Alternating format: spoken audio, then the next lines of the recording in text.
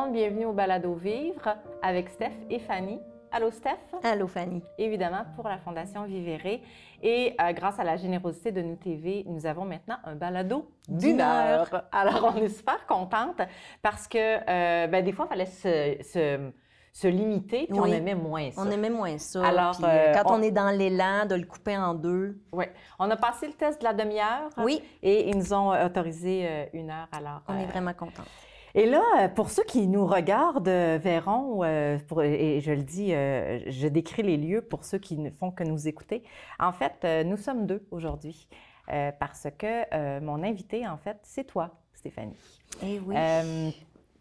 Et la raison est quand même simple et évidente, et encore plus évidente à ce jour. Écoute, moi, Stéphanie, je te connais, tu es mon amie, tu es aussi, évidemment, la cofondatrice de la Fondation. Ça, je pense que ça, tout le monde le sait. Oui. Écoute, je pense qu'on nous voit assez sur toutes les pancartes et tout. Toutes les pancartes, comme si on faisait des pancartes sur l'autoroute. Un jour, peut-être. Un jour, peut-être. Vous verrez Steph et Fanny avec Nous TV, bien évidemment. Mais il y a quelque chose qui est revenu suite au premier événement où tu as donné ta première conférence sur la maladie. Tu étais super bonne. Oh, t'es gentil. Tu étais vraiment bonne. Mais j'avais envie d'aller un petit peu plus loin avec toi. Je t'ai proposé... en fait, j'ai quasiment insisté pour ce balado-là. Tu es une personne qui a une personnalité qui semble forte, qui semble invincible, qui semble, écoute, sans vouloir te blesser, parfois même insensible. Je te connais, je sais que tu n'es pas comme ça. Mais quand les gens me parlent de toi, elles nomment la Stéphanie forte et elles nomment cette différence-là entre nous parce que moi, premièrement, je ne suis pas capable de faire autrement que tu sais, moi, je suis quelqu'un qui a pleuré beaucoup, puis qui a trouvé que le chemin de la vulnérabilité et de l'ouverture et de la grande vérité sans cachette était favorable pour moi. Oui. Alors, je leur ai dit, en fait, l'histoire de Stéphanie, vous ne la connaissez pas. Vous ne la connaissez pas parce que c'est dur d'y aller. Puis tu n'y es pas allé. Non. Tu n'y es pas allé.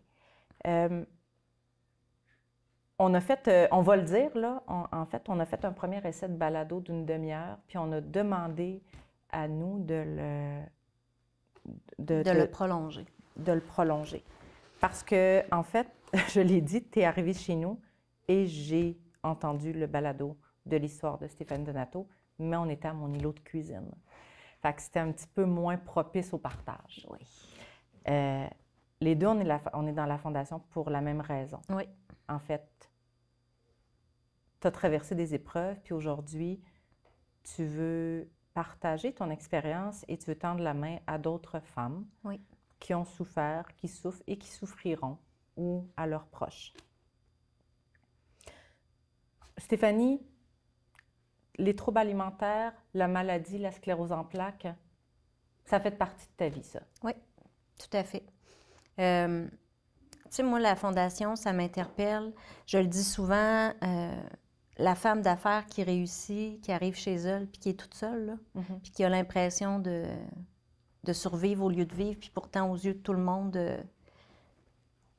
être heureuse, c'est la plus forte, mais tu sais, j'ai longtemps porté des masques, puis je dirais que depuis qu'on s'est retrouvés, depuis le lancement de la Fondation, je suis vraie.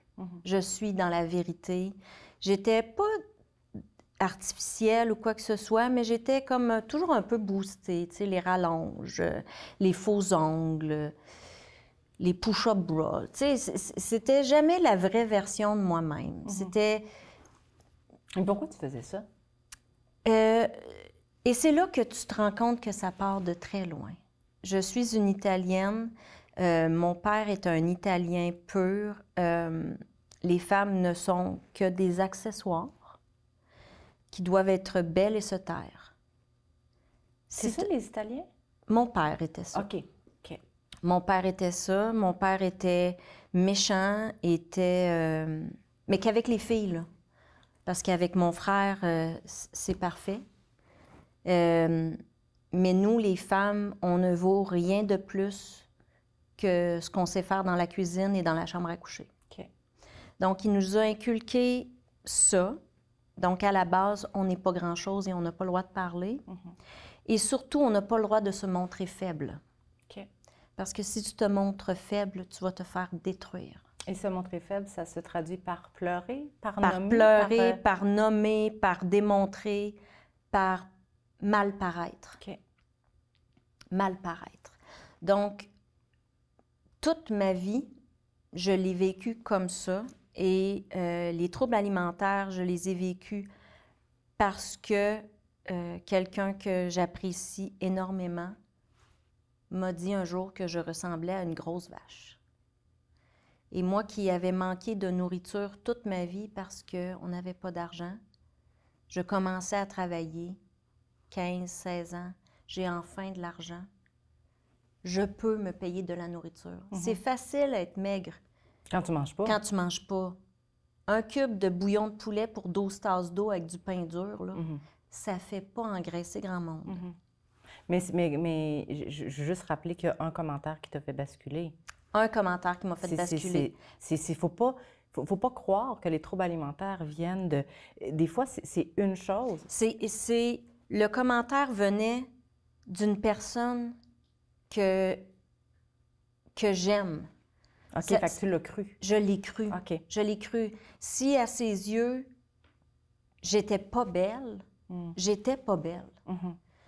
Et on m'a élevée avec cette phrase suivante, « Si tu m'aimes, fais ça. » Donc, je n'ai jamais rien fait pour qu'on m'aime. J'ai toujours fait parce que j'aime. Ça, c'est une grosse différence. C'est-à-dire que quand j'aime quelqu'un, je fais plein de choses. Cette personne-là qui m'a dit ça, moi, dans mon estime, elle m'aime. Donc, elle me dit parce qu'elle m'aime. Donc, je me suis mis au régime, j'ai tout essayé. Ça ne fonctionnait pas. À un moment donné, je regarde un film où la personne, c'est une sportive, puis en plus, elle se fait vomir après avoir mangé. Donc, je me suis dit, oh, intéressant. Et j'ai perdu presque 40 livres comme ça.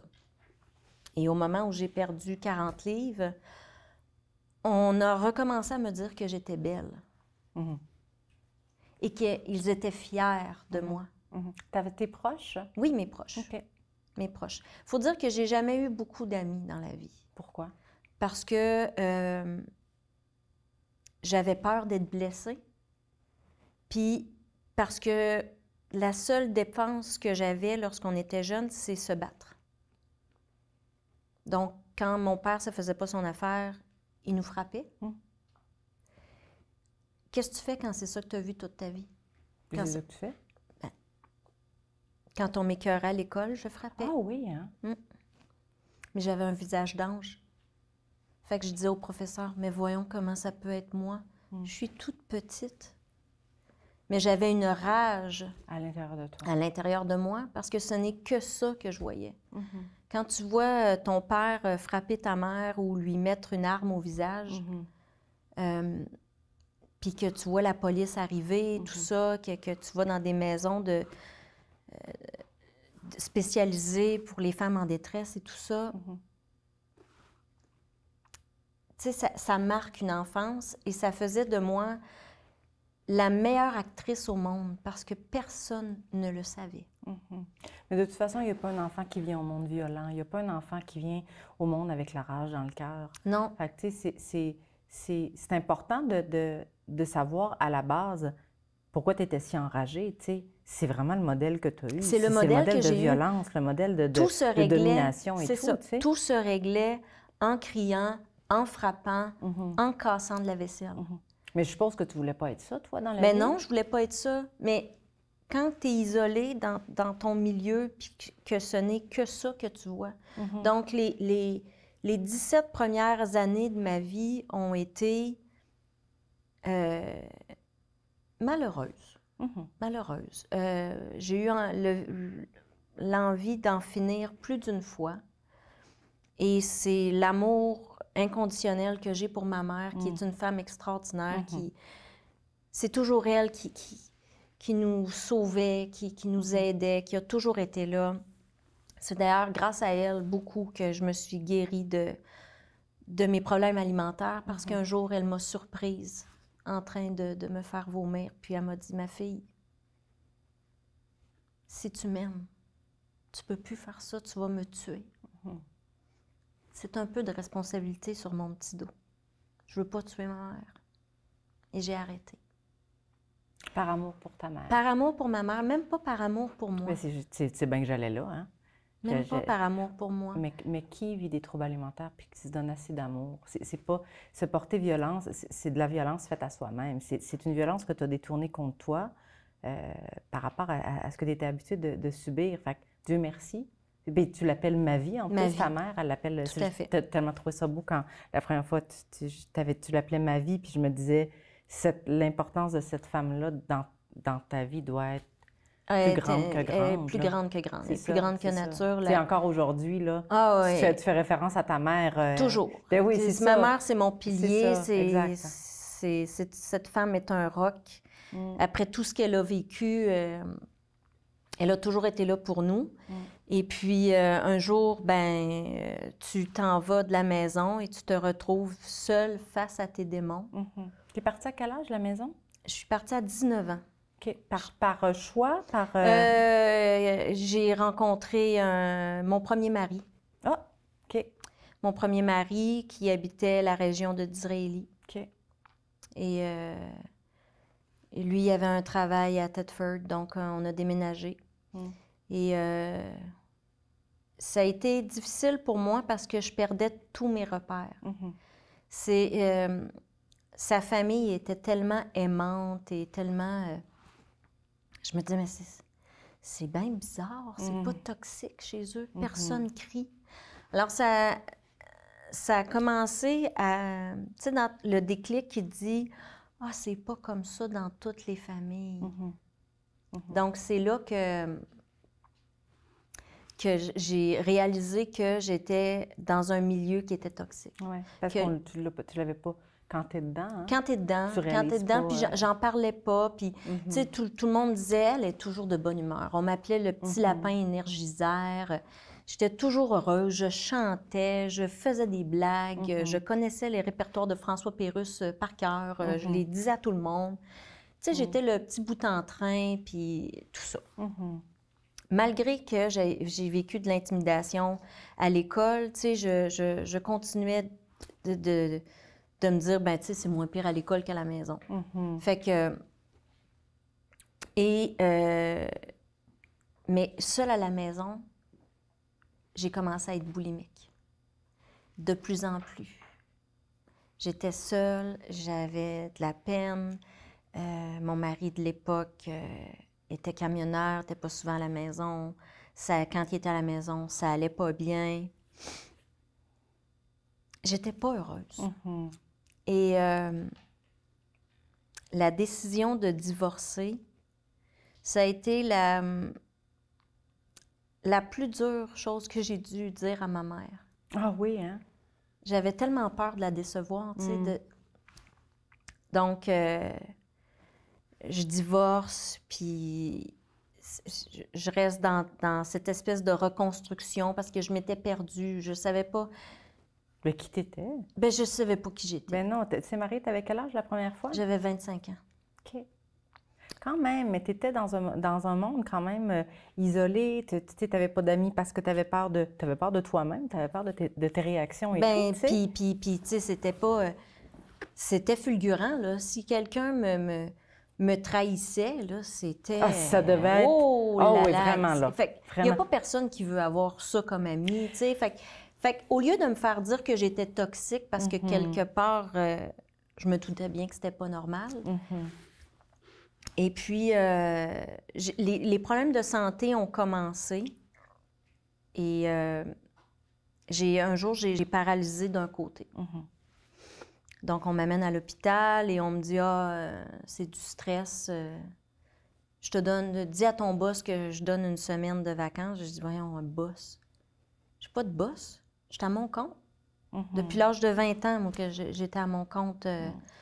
Puis c'était à 2001 que j'ai lancé mon entreprise. Puis que j'ai totalement été à mon compte.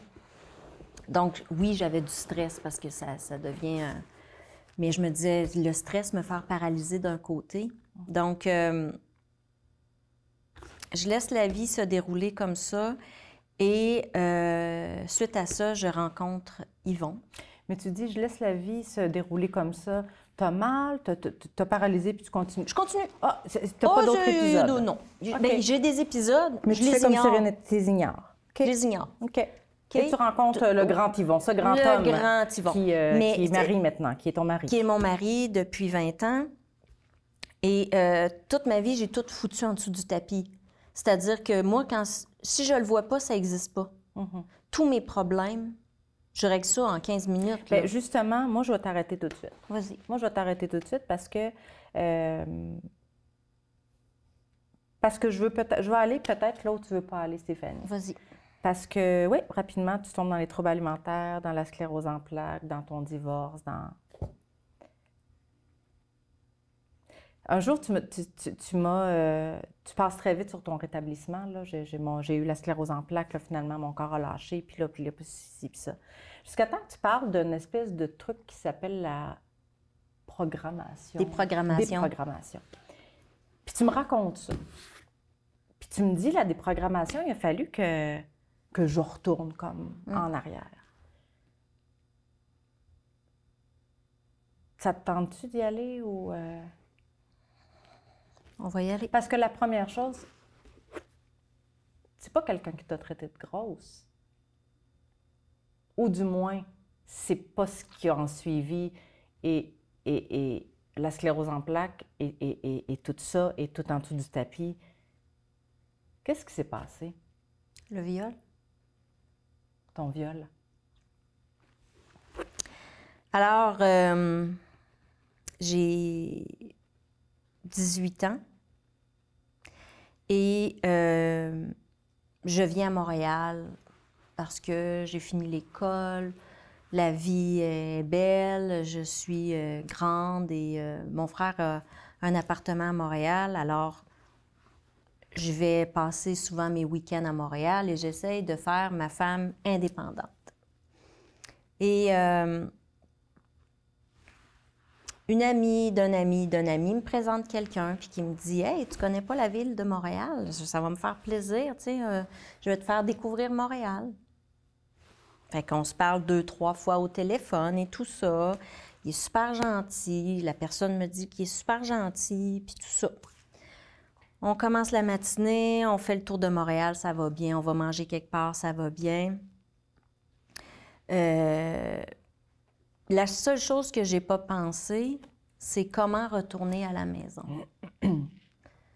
La personne qui devait venir me chercher a un empêchement. Je l'appelle au téléphone, ne répond pas. À l'époque, j'ai pas de carte de crédit, j'ai pas vraiment, je sais pas prendre un taxi, je sais pas prendre l'autobus, je sais pas je suis où dans Montréal. Mais tu te sens en danger ou tu te sens bien? Non, je me sens bien, tout se passe bien, il est super gentil, puis il me dit, écoute, j'ai une chambre d'amis, tu peux dormir là, tu sais. Fait que, il est rendu comme minuit le soir, puis je me dis, tu sais, la personne, elle n'est pas venue me chercher, fait que, ben d'accord, puis demain matin, tu sais, au moins, si je prends des taxis ou des autobus, je les prendrai pas la nuit, là. Le courage ne faisait pas partie de mes qualités premières à 18 ans, je vous l'annonce. Et je me couche, et pendant la nuit, il rentre dans ma chambre, et il se couche sur moi. Et je fais ah! Mais quand je fais ah! C'est trop tard. C'est que à l'époque, je dormais très dur. Tellement que ma mère devait crier au feu pour te réveiller. Pour me réveiller. Ben, c'est un réveil brutal. Puis une fois qu'il qui était à l'intérieur de moi. J'ai juste paniqué et j'ai pas bougé. Je disais non, non, non. Puis, quand il a eu terminé, je me suis regardée, puis j'ai vu qu'il avait déchiré mes petites culottes. Je me suis remis le pantalon, parce que je dormais comme avec un grand chandail, puis je me suis mis en boule, puis j'ai attendu que le matin arrive. Puis il est rentré dans ma chambre et il a recommencé. Et j'ai juste pas été capable de me défendre. Et finalement, quand la personne a répondu au téléphone, je dis, est-ce que tu peux venir me chercher maintenant, s'il te plaît? Oui, oui, oui. Et la personne est venue me chercher. Je me suis lavée, j'ai mis de l'eau de Javel dans mon bain. Tellement je me sentais sale. Et tu l'as mis en dessous du tapis. Je l'ai mis en dessous du tapis. Puis tu as arrêté de dormir. Ouais.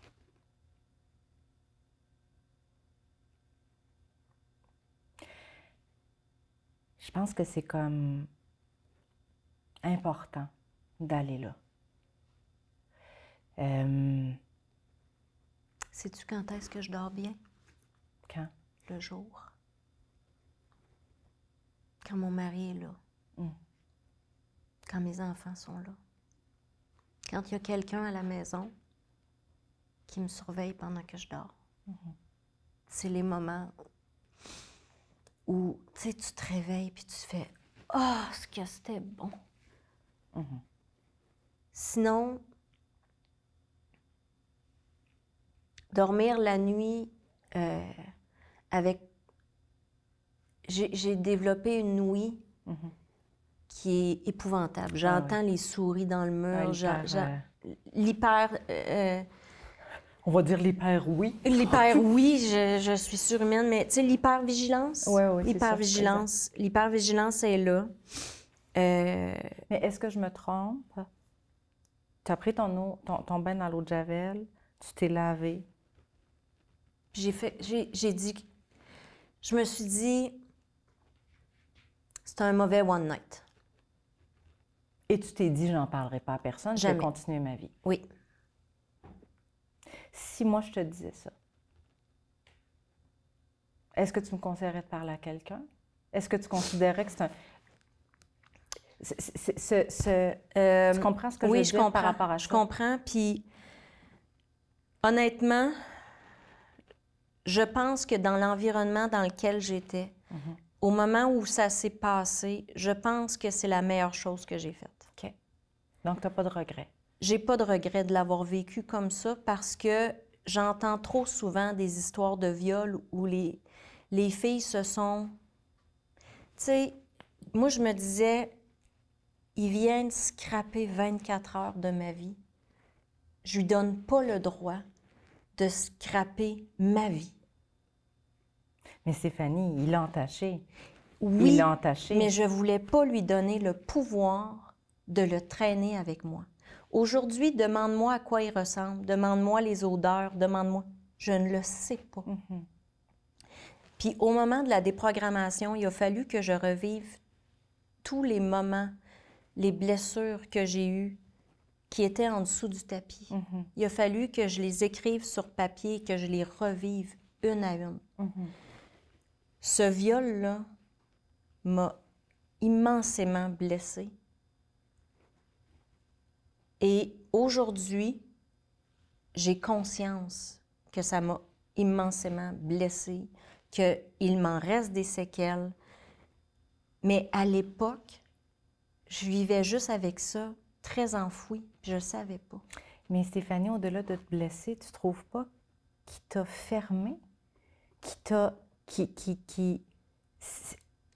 Cette espèce de des fois de fausses forces que tu démontres tellement tu veux pas qu'on voit ça parce que c'est pas... tu veux tellement pas que ça scrape ta vie, qu'ils prennent tout le pouvoir puis donner cette importance-là.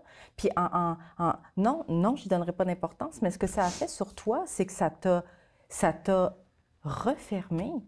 Ça t'a refermé, ça t'a mis en colère, ça t'a fait croire que tu n'étais que tu n'étais pas assez bonne pour... ou une image mauvaise des hommes, ou peu importe.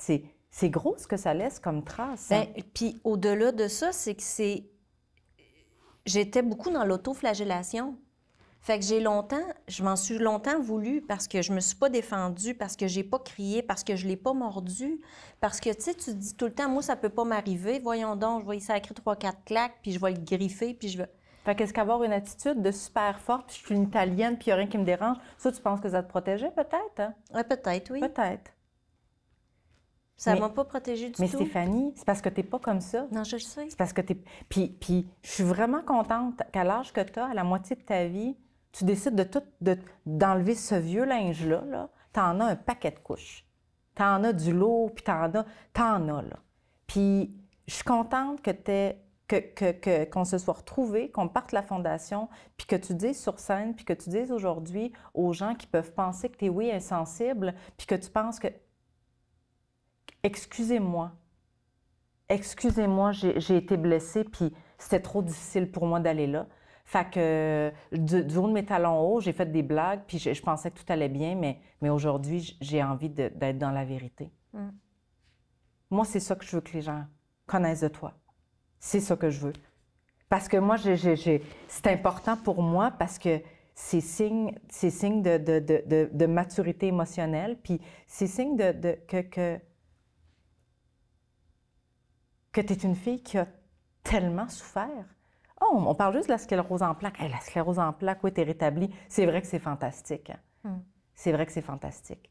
Mais paralysée du jour au lendemain, puis qu'elle prenne des programmations, il n'y a plus de sclérose en plaques, il y a certainement des douleurs à l'intérieur de toi, Stéphanie, qui étaient tellement immenses, puis qui doivent être encore là.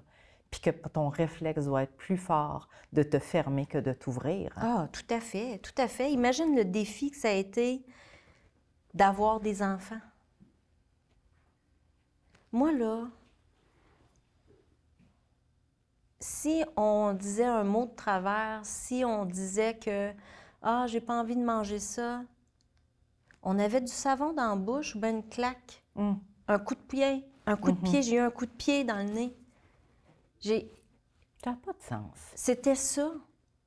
Tout était réglé comme ça. C'était une peur constante. Alors, tu sais, j'ai tout vécu dans ma vie. Tu sais, des fois, tu fais confiance à des gens, ils te trahissent. Au lieu de dire, d'aller t'expliquer avec ces gens-là, non, moi, j'en faisais une vendetta personnelle. Tu sais, moi, dis-moi pas, « Ah, prends pas ça personnel. » Tu peux pas me dire ça à moi. Moi, je prends tout personnel. Sinon, je le fais pas. Je suis comme ça. Fait que aujourd'hui, j'ai plus envie d'être en mode soldat qui... Tu sais, des fois, il y en a qui disent à la blague, « On veut pas qu'elle soit choquée après nous. » Bien, le pire, c'est que c'est vrai. Mais encore à ce jour, je veux pas que tu sois à côté de moi, après moi. C'est comme... Mais le pire, c'est que quand tu lâches tout ça, puis t'es toi, en fait, la vraie... Je dis pas que c'est pas la vraie toi. Non, mais c'est... Parce que écoute, t'as du caractère. J'ai du caractère. On de toi une brebis. Je suis pas une brebis, là. Non. Je suis loin d'être ça. Non, je suis pas de même, mais, tu sais, j'ai une sensibilité qui est très grande. Puis la façon que j'ai toujours été appris, c'est que tu pleures pas, tu frappes. Tu sais, puis on m'a appris, frappe pas, mais défends-toi. Puis je suis obligée de te dire que c'est ce que j'ai appris à mon fils. Ah oui, hein? Frappe pas, mais défends-toi. Dans le sens que, à un moment donné, à l'école, puis, tu sais, ça fait pas 1000 ans là, que je suis guérie, là. Je te dirais que toute cette reconstruction-là date d'il y a 12 ans. Mon fils a 17 ans. Fait que quand mon fils est venu au monde, là, la Stéphanie lionne là, qui est prête à arracher la tête si tu fais pas... tu sais, je dis souvent en blague, dans mon pays, on tue pour moins pire que ça. Mais c'est parce que je l'ai entendu toute ma vie, cette phrase-là.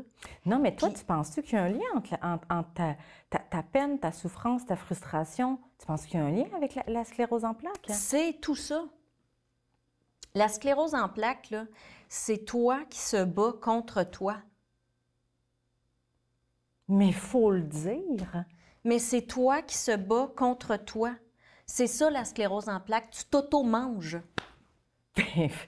Écoute, mais tu trouves pas que tout fait sens? Ben oui. Au moment où tu as décidé de... j'étais toujours en train de me battre pour être plus forte, être plus ci, être plus ça.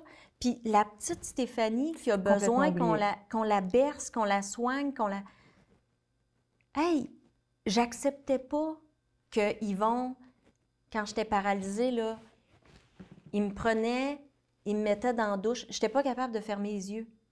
Il me lavait, il m'essuyait, il me reprenait, il me déposait sur le divan. Puis quand il arrivait le soir, il me reprenait du divan, j'allais changer ma couche. Je n'étais pas capable de fermer les yeux. Qu'est-ce que tu veux dire? La plupart de mes plaques étaient au cerveau. C'est-à-dire que mon corps était capable de marcher, mais mon cerveau ne voyait pas le plancher. Les planchers faisaient ça. Tu sais, comme un plancher trop plein de cochonneries en dessous. Comme une grosse wave, là? Oui. Fait que c'est comme si je marchais toujours sur un ballon ou que les murs étaient en wave. Donc, avec tout ce que tu avais mis en dessous, en plus. Avec tout ce que j'avais mis en dessous, c'était pas beau. Ben fait non. que quand je fermais les yeux, je tombais. OK. Et quand je me couchais, puis que je fermais les yeux, Ouais. ça faisait ça. Dans ta tête? Dans ma tête. Puis quand je dormais, Yvon me dit, tu trembles tout le temps de même. Ah, comme des espèces de secousses? De secousses. OK. Parce que mon corre a toujours l'impression qu'il... Tu sais, Ah oui, les espèces de réflexes de tu vas tomber à terre. Tu vas tomber par terre. OK, je comprends. Fait que je pouvais pas être bien parce que je pouvais pas fermer les yeux. Évidemment que j'arrivais pas à dormir. Donc, la déprogrammation, quand j'ai commencé, c'est toutes les blessures, toute la personne que j'aime qui me dit que je suis grosse. On part de là. On part après du coup de pied dans le nez qui m'a cassé le nez puis qui n'a pas voulu qu'on aille à l'hôpital parce que sinon, ça aurait fait un... Tu sais, tout ça qu'on défile, qu'on doit écrire, qu'on doit revivre. Fait que oui, j'ai cassé. Oui, je suis tombée. Puis c'est ils disent souvent qu'après un grand choc émotionnel, le corps se reset. Tu sais, Yvon, c'est l'amour de ma vie. Quand même lui m'a dit « T'es trop toxique ». Il t'a quitté, vous êtes quittés. Hein? Il m'a quitté. Ouais. « T'es toxique, Stéphanie. Je t'aime, mais je m'aime plus. » Mais tu le dis qu'il avait raison. Mais il avait raison. Il avait raison, mais c'est à cause de lui que j'ai fait tout ce travail-là. Parce que ça semble super cruel, mais maintenant, je le vois d'une autre façon. Mais on devrait tous s'aimer plus, Stéphanie. Exact. C'est lui qui avait raison. Oui, effectivement. Puis tu sais, aujourd'hui, autant que je l'aime, Yvon, ouais. je suis obligée de dire que je m'aime plus que je l'aime maintenant. C'est parfait. Puis je le comprends d'avoir fait ça. Je le comprends vraiment d'avoir fait ça. Puis s'il n'avait pas fait ça, j'aurais jamais fait ce travail-là sur moi. J'aurais jamais été obligée parce que là, j'ai été confrontée à mes démons avec mon fils qui avait 5 ans. Je me disais, c'est-tu vraiment ça l'exemple de mère que tu veux qu'il aille? Tu veux-tu faire de cet enfant-là un humain toxique? Parce que ça devait être difficile. Puis excuse-moi, je t'ai un petit peu coupé tantôt quand tu expliquais tes journées qui étaient, tu portais une couche, ton mari te transportait de la salle de bain au divan. En fait, tu étais complètement très dépendante, mais tu étais handicapée. J'étais handicapée. Mais toi, écoute, il faut que ça soit fort à l'intérieur de toi, là, pour que tu sois plus capable même de marcher, que tu doives porter des couches. Tu te sens comment? Tu te rappelles-tu comment tu te sentais en dedans? Ah, c'était horrible. C'était horrible. Je pleurais, je sacrais, j'étais hargneuse, j'étais...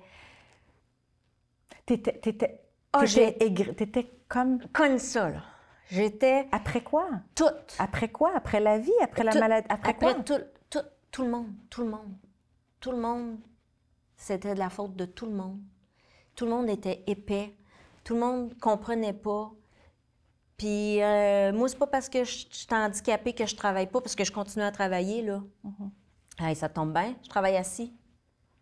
Puis je faisais Mais tu des travaillais blagues. tout le temps dans la colère, tout le temps le dans le... Ah, mais moi, je suis sûre que ça, c'est du poison pour le corps. Ah, c'est Vraiment, sûr. là, je suis convaincue de ça. C'est Ça se peut sûr, pas. voyons donc. Ça se peut pas. T'imagines-tu? J'étais en tabarnak. Tout le temps? Tout le temps. Tout le temps. J'ai été 5 ans la pire version de moi-même. Quand j'ai appris que j'étais malade, que j'avais la sclérose en plaques, que la décision est tombée, j'étais rendue, quand j'avais des poussées, je me rentrais une vis à gyps dans le corps. Je la ressortais, parce que je la sentais pas. Puis cette vis-là, quand mon beau-papa est décédé, Gilles, je l'ai mis dans un écrin de bague, c'est ça, un écrin de bague. Puis je l'ai mis dans son cercueil. Puis j'ai dit, beau papa, s'il te plaît, viens la chercher, la maladie. T'étais prête? Hein? Il fallait. Parce que c'est sûr, on m'avait dit que j'allais mourir à 45 ans. J'avais 34 ans quand Yvon a décidé de partir. Je te fais pas 10 ans encore. Pas au rythme où j'étais. Pas au rythme où j'étais. Puis comment est venue l'idée de la déprogrammation? Toi, t'es partie de chez vous avec rien. Avec rien. Avec ton bébé. Avec mon bébé, mes 250 paires de souliers. T'es partie. J'aimerais savoir comment tu te sentais à ce moment-là. Là. Et que j'aurais aimé ça savoir. Écoute, j'étais sur le pilote automatique. Tu sais, des fois, quand tu dis que tu fais quelque chose que tu le sais pas, là, je suis partie, ça faisait 3 semaines que la poussée était diminuée puis que je pouvais reprendre ma vie et tout ça correctement. J'avais encore tous les symptômes, là, mais j'étais capable de marcher. Je pouvais toujours pas fermer les yeux. Mais je prenais ma douche assis. Mais, tu sais, j'étais capable de faire le reste. Faut juste pas que je ferme les yeux jamais. Puis... Mais t'es toujours en colère. Ah, ben c'est invivable, là. Yvon m'a quitté. C'est ça, dans le sens que Yvon, c'était en comme... plus de tout ce qui est arrivé, ouais. L'amour de ma vie, que ça fait 7 ans qu'on est ensemble, que j'élève ces enfants, que je prends soin de la famille, de tout, de notre rêve, de notre... avec tout le cœur, là, le cœur que j'ai en ce moment, je l'ai toujours eu, là. J'ai toujours fait les choses à 200 %. Fait qu'imagine tout ce que j'ai investi dans cette relation. Pour moi, c'était l'homme de ma vie. Puis il me dit, décalisse, 3 semaines après que j'ai recommencé à marcher. À cette époque-là, je pouvais pas lui dire qu'il avait raison, parce que je le savais pas. Ben, exactement, c'est ça. Je le savais pas. Ouais. Fait que qu'il m'ait dit ça, c'était le pire être humain de la Terre. Et là, son cousin, lui, fait de la déprogrammation. Martin Couture. Lui, il donne des formations de déprogrammation et à un moment donné, il me dit « Stéphanie, t'as pas envie de faire ça? » Écoute, pourquoi pas? J'ai tout essayé. Et là, j'y vais et c'est plus grand que dire juste la déprogrammation. Tu sais, c'est vraiment de la déprogrammation. Fait que c'est vraiment, tu reprends chaque minute de ta vie. Tu dois t'asseoir avec toi-même et régler tes problèmes que tu as avec toi-même. On devrait tous faire, d'ailleurs. Oui, mais c'est très difficile. C'est très difficile. Et j'avais 5 psys à travers la région. Pourquoi? Pour en avoir un chaque jour. Voyons voir si je vais faire ça à moitié, moi, un psy par semaine. J'ai besoin de Mais tu disais-tu la vérité? Ben oui, je disais la... Ben là, Tu sais, ça, c'est comme si j'avais des amants, tu sais, ils ne savaient pas qu'ils existaient entre eux autres, là. Non, mais dans le sens que, est-ce que, parce que aller chez un psy, moi, moi ça me fait bien rire, ceux qui disent, je vais chez un psy, mais ils disent pas les vraies affaires. Ah non, non, non, non, non, je disais les vraies OK, affaires OK. au prix qui coûte. Je te jure que je dis la vérité, là, je suis cheap, moi. Hey, as-tu pensé toutes les paires de souliers que je m'achète pas quand je vais au psy? OK, c'est ça. Fait que je disais, là, mais je vomissais dans leur bureau, Ah là. oui, hein? Puis de pleurer, Tu sais, des fois, il a fallu qu'après une rencontre, que je reste 1 heure dans la voiture, pas capable de faire l'heure de route de retour. Mais Parce qu'à t'es chaque- seule dans ce temps-là? Je suis toute seule. T'as pas d'amis? J'ai t'as pas d'amis. Je veux pas le dire à ma mère parce que je veux pas y briser le cœur. Pauvre maman. Non, Encore, non, mais tu sais... encore. Là, c'était... Je le dépoussiérais. C'est difficile. L'avoir Ben mis ouais. sous le tapis, c'est facile. Sortir toutes les affaires, tous les souvenirs, même certains souvenirs par rapport à ma mère. Tu sais, ma mère, qui je l'aime, mais ma mère me disait, t'auras jamais de vrai ami. Il n'y a pas personne qui va t'aimer comme moi je t'aime. Même si c'est dit avec beaucoup d'amour, Ouais. c'est des choses qui... Tu peux pas faire grandir un enfant en lui disant des choses comme ça. Tu sais, ça me mettait dans une bulle inatteignable Puis après le viol, j'ai plus fait confiance à personne. Fait que, tu sais, les relations, tu sais, de s'ouvrir totalement. Puis... Tu devais trouver que c'était gros danger, hein? Warming, sûrement. Tu sais, écoute, quand je suis revenue, quand je suis retournée chercher Yvon, parce que j'avais fait le travail, puis tu sais, le travail, ça a duré 1 an. Ça a duré 1 an que j'ai vomi ma vie. Mais vraiment, là, tout mon corps se liquéfiait. C'est pour ça que tu disais que tu as fait un reset, hein? Ah, j'ai fait un reset. Je sais même pas comment ça se fait qu'il me restait encore des larmes. J'aurais jamais pensé, tu sais, avoir les yeux tellement bouffis, ça brûle le sel. Mais ce reset, tu as tellement vomi, pleuré, parlé, tu t'es tellement vidé que je me trompe ou il n'y avait plus rien sur tes résultats de... Tu n'avais plus la sclérose en Non, plaques? j'avais plus la sclérose en plaques. J'ai eu un moment... souvent, ceux qui ont des maladies, ils ont un moment de bien-être incroyable. Ah, tu pensais que tu avais ça? Mais je pensais que j'allais mourir. Je pensais que j'allais mourir. Ben oui, tu as raison. C'est vrai, ils ont tout un moment de grâce avant de mourir. Un moment de grâce avant de mourir. Fait que je me réveille un matin, j'ai dormi, ça fait plus ça de même, puis je fais ça comme ça. Pauvre chérie, tu penses à mourir. Mais non, mais je tombe pas. J'ai les yeux fermés, je tombe pas. Oh, wow! J'appelle le médecin. Je vais mourir. Je demande à parler à mon neurologue. Je vais mourir. Je ferme les yeux, je tombe pas. C'est sûr. Bien là, t'as tout ça? Non. J'ai plus rien. J'ai plus la boule qui me passe dans le corps avec des douleurs incessantes tout le temps. J'ai plus ça. Je dors, j'ai pas pris mes pilules pour dormir. Hier, je me suis endormie sans pilule pour dormir. J'appelle ma mère.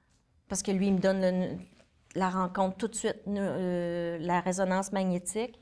Pour moi, lui, tout, il pensait que j'allais mourir. Fait que... Oh, pauvre toi!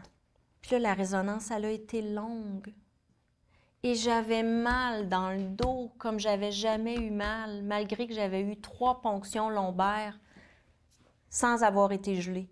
Ah, tu commences à ressentir la douleur, tu as mal. J'ai mal dans le dos. Oh my God! Je suis dans la résonance. J'ai un tatou dans le dos. Ouais. Le plomb, avec la résonance, ça me fait mal. Et quand je vais voir le médecin pour les résultats, où j'y vais encore une fois avec ma mère parce que c'est sûr que je vais mourir. Et puis, il me dit, ça a été long, la résonance, hein, c'est parce qu'on ne reconnaît pas le dossier. On ne reconnaît pas le dossier. Tu n'as plus rien. La myéline s'est reconstruite. Tu n'as plus de plaques, tu n'as plus rien. Fait que tu arrêtes le traitement. Un traitement, c'était pas expérimental, mais c'est un protocole de recherche. Il y avait une dizaine de neurologues qui regardaient mon dossier à chaque année pour savoir si j'avais le droit encore d'être sur le protocole. Mais qu'est-ce que tu faisais de particulier dans le protocole? C'était un nouveau médicament pour la sclérose en plaques que je m'injectais 1 jour sur 2. Partout, un peu partout sur mon corps. Puis il m'a dit carrément là, t'arrêtes le traitement. tu arrêtes le traitement. Et je suis sortie de là, j'ai dit, maman, je suis guérie, maman, je suis guérie. Puis je me suis booké 3 voyages. Ah oui, hein? Ah oui, toi, tu t'es dit, je pas question que... Moi, je reste pas ici, là. Ben déjà que, écoute, faut le rappeler, moi, ça me fait tellement rire quand tu racontes ça, c'est qu'en fait, ton mari t'a demandé en mariage parce qu'il pensait que tu allais mourir. Fait que pas de robe, pas rien. Il m'a marié de même. Hey, non, cauchemar. Moi, je pense qu'il te doit un mariage, d'ailleurs. Hein? S'ils vont, ils vont être à l'écoute, moi, je pense qu'il y a un mariage. Toujours bien devant témoin, parce que personne ne me croit. Hey, ça, c'est tellement drôle, là.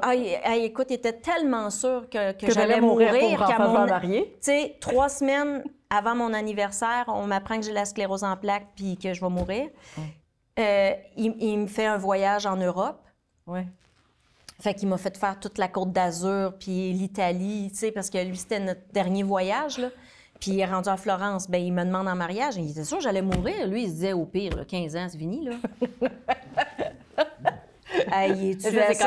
Quand tu racontes ça aujourd'hui, avec ton air un peu mesquine.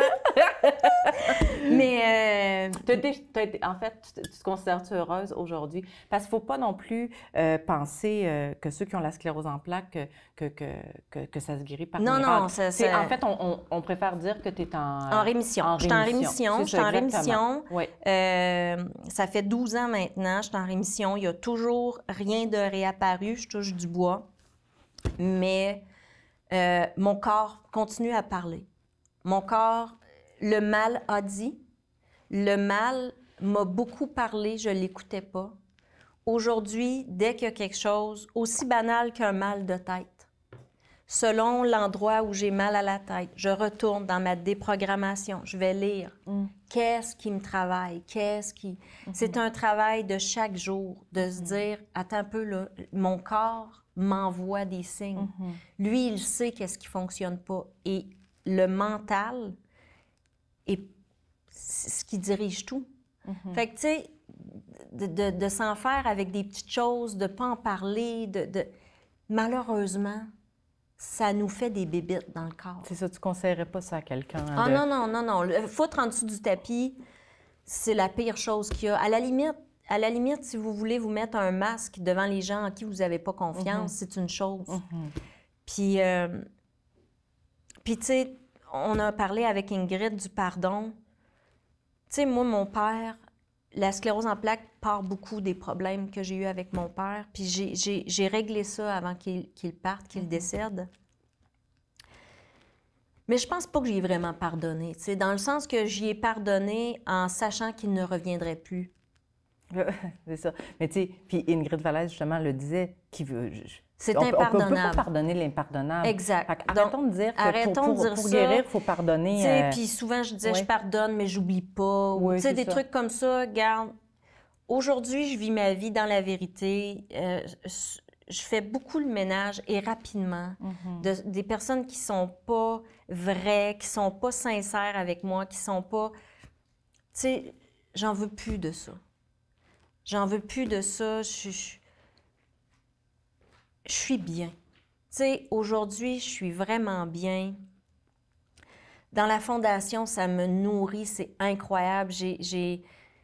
Ça fait 12 ans que je vis pleinement. Et là, j'ai un regain de vie avec la fondation, avec notre amitié. Tu sais, mais trouves-tu ça dur, d'ailleurs, d'avoir une amie? Je trouve surtout ça dur quand je n'étais pas tout le temps avec moi. Ah, OK. Ça, c'est ce qu'on appelle la dépendance. Mais oui, écoute, ça mais pourrait, je m'accepte. Ça pourrait être une autre balade. Mais non, mais c'est... Non, mais de t'ouvrir, parce que je sais, parce que à maintes reprises, je t'ai demandé, tu étais seule? Oui, j'étais seule. Non, j'avais pas confiance.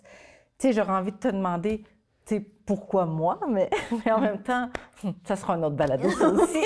Toi aussi, tu vas passer à la casserole, ma chérie. mais est-ce que tu considères que ça vaut le coup de s'ouvrir un petit peu? De partager, même si tu avais toutes les raisons. Oh non, je minimise pas, là, je comprends pourquoi tu l'as fait, là. Écoute, je me suis ouvert à des gens que je payais pour garder le silence. Tu sais, chacun sa méthode. Là, je m'en viens. Tu sais, c'est un travail de chaque jour, mais tu sais, il faut dire que dans ma vie, j'ai jamais rencontré vraiment beaucoup de personnes très gentilles parce que je suis une personne qui est très, très généreuse. Puis j'ai été beaucoup, beaucoup abusée. Il y a beaucoup de personnes qui font Ils ont pris, parce Ils qu'ils ont sont pris, partis. ils prennent, puis après, J'ai plus besoin de j'ai toi. plus besoin de toi. Hey, ça, c'est dur, c'est dur, Tu c'est dur. sais, c'est comme le pattern des femmes violentées qui souvent retrouvent un conjoint qui les violente. Bien, moi, ça a été mon pattern amical. C'est que j'ai toujours eu des plaies comme amie. C'est ça le problème. On les salue? Non, pas nécessairement. On les laisse où elles sont. Mais c'est ça. Ah, mais Fait tu que comment devais- veux-tu oui. refaire confiance? Ben non, je comprends. Même des membres de famille. Tu sais, il y a des membres de ma famille qui sont toxiques que je ne veux plus voir. Puis, Oui, qu'on garde des fois par obligation, mais tu sais, mais moi, c'est ça. j'ai dit à ma mère, maman, ces personnes-là, je ne veux plus les voir. Mm. Puis aujourd'hui, à l'âge que j'ai le droit que l'autre moitié de ma vie soit remplie que de bonnes personnes. Puis j'ai fait des bonnes actions à des mauvaises personnes, puis c'est pas grave, c'est allé à l'univers. Puis moi, ça a fait peut-être en sorte aussi que j'ai été capable de guérir. Parce que j'ai vraiment vu la mort de proche. Ouais. Puis j'ai pas envie de mourir. Même si j'ai longtemps dit, je me suiciderai pas, mais je laisserais le troc rentrer dans mon auto, tu sais. Ouais. Puis aujourd'hui, plus jamais, tu sais. J'aime la vie, puis je suis contente de me lever le matin, surtout pas de cadran. Je suis contente de me lever le matin, puis de vivre. Tu sais, j'ai une vie merveilleuse. Je peux décider de prendre l'avion pour aller où je veux, quand je veux. Sauf quand on a des balados, il faut que je sois là. Mais dirais-tu, moi je dis ça souvent, puis je sais, je pense que tu l'utilises aussi, cette phrase-là, mais les expériences, ta maladie, ou il est vraiment mal emballé, là, ce cadeau-là, là, mais à la limite, cette épreuve-là t'a vraiment fait grandir. Je Puis... suis vraiment contente de la personne que je suis aujourd'hui. Bien, c'est ça. Comment qu'elle va, Stéphanie, aujourd'hui? Elle va vraiment bien. Elle va vraiment bien. Elle est vraiment heureuse. J'accepte mes faiblesses. J'accepte d'en parler. J'ai toujours caché ma dyslexie, mon TDA. J'étais TDAH dans le temps, je vieillis, le H, il ralentit. Mais j'ai tu sais, caché parce que je voulais être parfaite. Je veux plus être parfaite. J'ai fini ça. J'ai fini cet artifice de vouloir être aimée par tout le monde. Moi, je m'aime. Les personnes que j'ai autour de moi, je les aime. Puis si je les aime pas, hey, aujourd'hui, je me force même plus pour leur dire. Je fais juste les enlever de ma vie. Mais par contre, si quelqu'un me blesse, je vais lui dire. Ouais. Et je vais attendre les excuses. Ça, je mérite qu'on soit gentil avec moi. Puis, il y a des personnes, quand ils me blessent maintenant, je le dis, ça m'a blessé. J'aimerais que tu t'excuses. Puis pas de façon hautaine. De façon que si tu veux rester dans ma vie, tu me blesses pas, là. Comme moi, je te blesse pas. Je comprends. Tu disais que tu as été la pire version de toi-même. Y a-t-il quelque chose à l'intérieur de toi que tu as encore, puis que tu es pas peu fière, ou quelque chose que tu aimerais encore améliorer pour devenir meilleure, ou tu penses que tu as fait un bon bout de chemin? J'ai puis, fait un bon bout de chemin, oui. mais je travaille là-dessus tous les jours. Tu sais, ma déprogrammation, là, Oui. maintenant, je la fais à mesure. Hein? C'est ça, tu continues à travailler tous les jours. Tous les là. jours, là. Il n'y a Oui, pas c'est une ça. journée, tu sais, je fais beaucoup de méditation. Tu sais, tous les soirs, je fais le bilan de ma journée, je me lève le matin, je fais ce que je veux dans ma journée, dans le sens que je me dis, bon, aujourd'hui, je veux faire ça, je veux faire ça. Puis je fais le bilan le soir. C'est sûr que j'aimerais être capable d'être moins rancunière. C'est sûr que j'aimerais être capable de contrôler un peu plus ma colère. Aujourd'hui, je pète plus de coche. C'est fini, ça. Je pète plus de coche. Mais quand quelqu'un me fait quelque chose, ou quelqu'un fait quelque chose, encore pire, regarde ça, à quelqu'un que j'aime. Ouais. Quand quelqu'un fait quelque chose à quelqu'un que j'aime, oh, ça va pas, là. Mais ça peut rester de même, hein? Oui. C'est parce qu'en fait, c'est ça. Je voulais juste savoir ça de toi. En fait, moi, je vais te décrire en quelques mots la personne que je vois, puis le but de te faire... Puis merci beaucoup, Stéphanie, d'avoir été dans la vérité, là. Merci pour moi, pour ta confiance, mais merci pour tous ceux qui vont t'écouter pour vrai. Ils vont probablement peut-être même l'écouter 2 fois parce qu'ils vont dire « C'est Stéphanie Donato ». Tu comprends ce que je veux dire? C'est important de le faire. C'est important pour moi. Celle que je vois, tu as un cœur, un énorme cœur. Puis en arrière de ça, moi, je voyais l'espèce de colère ou de souffrance il y avait quelque chose qui était palpable au niveau t'en voulais à quelqu'un. On dirait que t'en voulais à quelqu'un. Fait que t'étais tout le temps bien armé, t'étais tout le temps tes dents bien aiguisées, tu sais. Puis moi, ça me faisait peur. Écoute, moi, c'est ce que j'avais le plus peur dans la vie. J'ai encore peur de ça, d'ailleurs. Mais moi, j'apprends à te faire confiance. J'apprends à te rencontrer tous les jours. J'ai pas fini de te connaître, même si on passe beaucoup de temps ensemble, même si on se dit tout, parce que c'est beau, tes différentes facettes. Puis, des fois, je me disais, « Ah, mais ça, cette partie-là, elle n'est pas tout à fait comme moi. » Puis on dirait que je me disais, « Mais elle va-tu? » Puis, c'est comme, c'est pas parce que tu es comme ça que je suis obligée de l'être, mais on a des facettes qui s'alignent parfaitement pour la Fondation. Puis les différences qui font nos autres côtés, si on peut le voir de cette façon-là, fait qu'on est encore plus forte. Puis t'es belle, Stéphanie, puis t'es grande, Stéphanie, puis t'es bonne, t'es vraiment bonne, t'es généreuse, t'es une combattante. Puis ce qui fait de toi, ton parcours et ton histoire gagne vraiment à être connu. Moi, je veux qu'à chaque fois qu'on a des événements, tu montes sur la scène puis tu le dises pour que les gens voient ça de toi. Parce que t'es belle, grande, généreuse et cette vulnérabilité-là, c'est la chose qui fait qu'aujourd'hui, tu es encore dans ma vie. Alors, bravo pour ton courage. Merci pour ton honnêteté, ta vérité. Merci à vous de prendre le temps de regarder cette femme-là et de l'apprécier et de comprendre que des fois, nos visages ou nos facettes ou la façon dont vous nous percevez, des fois, c'est dur parce que ça cache des fois à l'intérieur de nous quelque chose qu'on essaie tant bien de mal de cacher parce que c'est trop souffrant. Fait que je souhaite que tout le monde me voit comme moi je te vois. Je t'aime beaucoup. Je suis contente que tu fasses partie de ma vie. Merci. La Fondation est grande grâce à toi. Et grâce à toi. Merci. Je ne l'aurais jamais fait sans toi. Merci beaucoup. Alors, prenez soin de vous. Merci à Nous TV. J'ai envie de vous dire qu'il n'est jamais trop tard pour commencer à vivre. Je vous dis à bientôt. À bientôt, ma belle Stéphanie. À bientôt, Fanny. Bye.